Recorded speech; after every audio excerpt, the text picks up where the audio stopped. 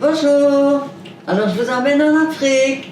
On est au Congo, à Elisabethville, et on vient d'avoir notre bébé, notre première petite fille, qui s'appelle Cathy. Il y a une chose qui nous manquait un petit peu là-bas, au niveau culinaire, c'était un gaufrier.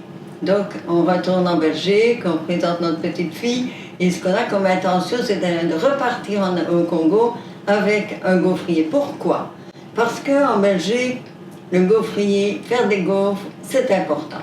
C'est comme chaleureux, c'est comme accueillant, c'est comme délicieux, et puis chacun a sa recette, et puis on se partage les recettes entre les familles, comme moi par exemple j'ai la recette de ma maman, mais j'ai aussi la recette de ma cousine Mi-Paul. Et donc, c'est ça, chaque famille a un petit peu sa recette. Chaque nouvel an, évidemment, on fait des recettes de gaufres dans toutes les familles. Ça, c'est en Belgique surtout. Donc, on désire, quand on est en Afrique, garder un peu les mêmes coutumes. Celles qui nous donnent le chaud au cœur, en quelque sorte. Donc, on achète un gaufrier de la marque Nova. Ça veut dire que ce sont les meilleurs. J'arrive là-bas, je déballe le gaufrier.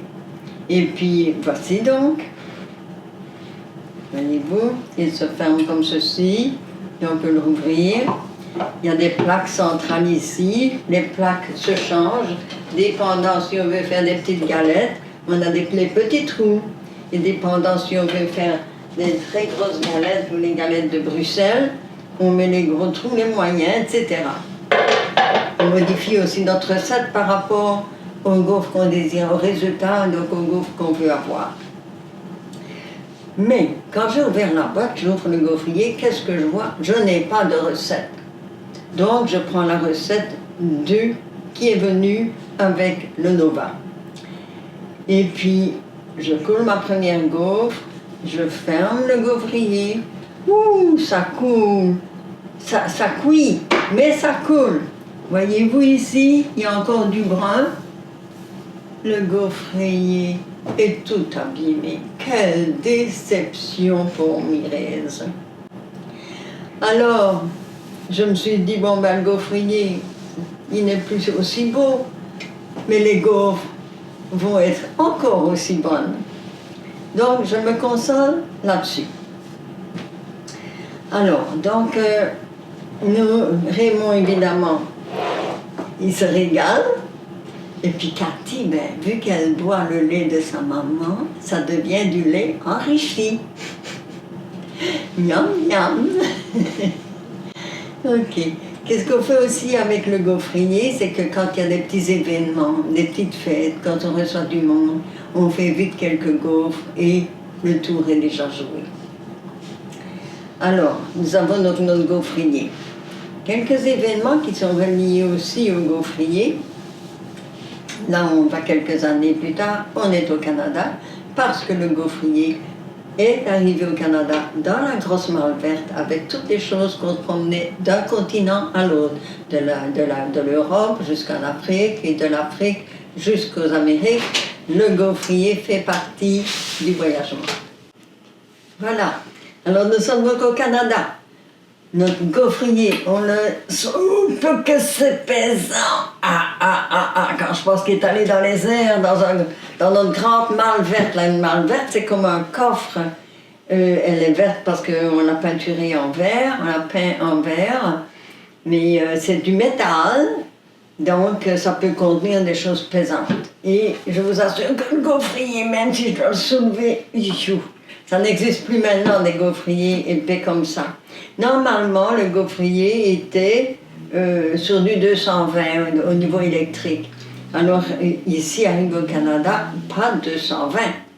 Donc, Raymond a dû changer et adapter le gaufrier pour avoir et une prise qui va sur le 110 et aussi tout le système électrique là, qui passe au travers du gaufrier. Alors, je vous parlais tantôt, je vous ai un petit peu montré les plaques. Ça aussi, c'est quand même pesant. Voyez-vous? Et quand on est arrivé, nous autres au Canada, donc ici, c'est pour les petites galettes. Les petites galettes, la différence avec les gaufres, les petites galettes sont plus sèches.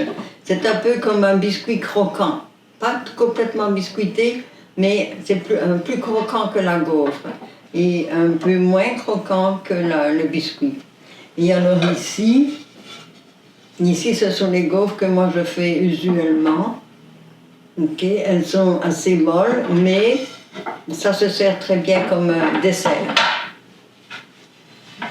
La troisième sorte de gaufres, on appelle ça les gaufres de Bruxelles, parce qu'en Belgique, on fait les gaufres de Bruxelles. Ce sont des gaufres qui sont plus molles, un peu, sans être mollettes, mais sur lesquelles on met des fruits et qu'on recouvre de crème fraîche. Pourquoi Bruxelles? Parce que c'est Bruxelles qui a développé plus ce type de gaufre-là, alors que celle-ci, c'est plus les gaufres de Liège. Ok? Donc, qu'est-ce qu'il y a aussi de particulier quand on arrive? C'est qu'ici au Canada, au Québec en tout cas, les gens ne connaissent pas les gaufres. Alors c'est une fête quand ils voient qu'on fait des gaufres. Et puis, tout le monde est intéressé. Et puis pour nous, c'est comme notre culture.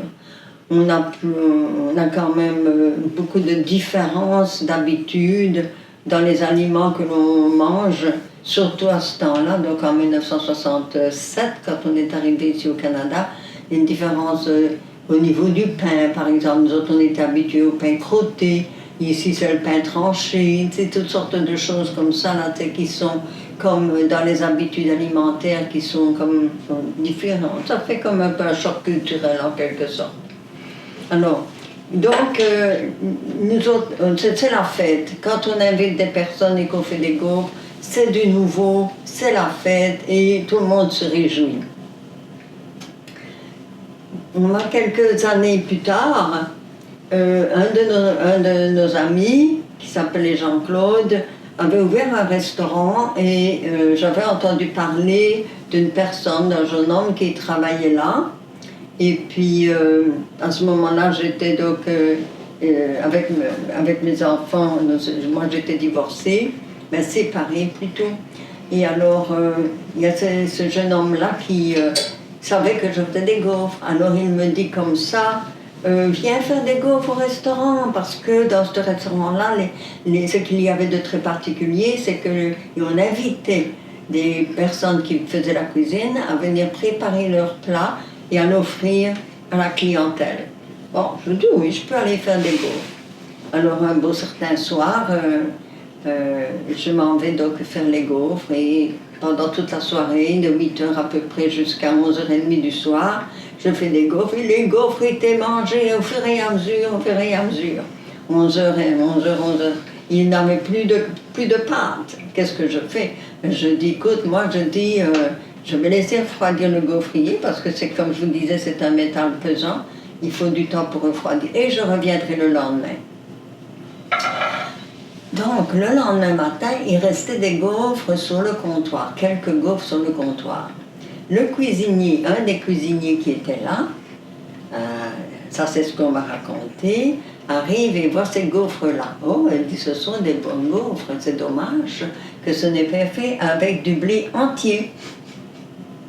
Ça c'est ce qu'on me raconte. Alors, je fais une escalade de quelques heures. À 4 heures, je vais chercher Annick à l'école et je repasse au petit restaurant chercher mon gaufrier. Qu'est-ce que je vois? Un jeune homme sortir avec un petit calot de cuisinier et on me dit que c'était celui-là qui avait trouvé les gaufres si belles mais qui aurait aimé qu'elles soient faites avec du blé entier.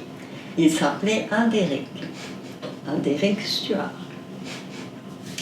Alors finalement, j'étais très contente qu'il ait apprécié évidemment les gaufres.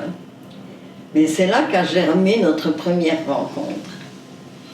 Après cela, Andéric, lui, il a été l'agent, si vous voulez, de la réparation de mon gaufrier. Voyez-vous, il a perdu une patte. Il a perdu, je pourrais dire son bras là pour le lever. Il a perdu ses pattes. Et puis, il a continué quand même à chauffer, à condition d'avoir les bons soins de l'entretien de l'Andéric. Et on a continué à faire des gaufres